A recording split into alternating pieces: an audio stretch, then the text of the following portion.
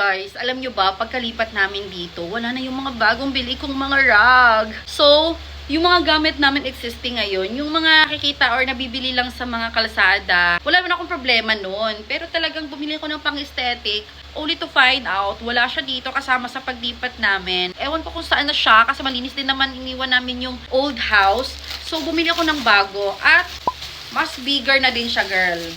So, this one is rug. Pwede siya doon sa kusina. Pwede din siya dito sa may banyo. Kasi, diba, malapit lang yung banyo namin sa kwarto namin. So, at least, hindi magiging rug yung kutsyon natin or yung bedsheet natin. And this one is very malambot. Ayan po siya. Ganyan po siya kalaki. At, eto yata yung pang floor. Ganyan siya. Oh. Diba? Ay, mas maganda to sa kusina. Pang kusina to lang, no? O, para lang alam nyo, ganyan po yung rug namin dito. Yan yung sa banyo. At eto naman yung dito sa may pintuan, sa may puntang labahan. So, yan din naman dito sa ating hugasan. O, diba?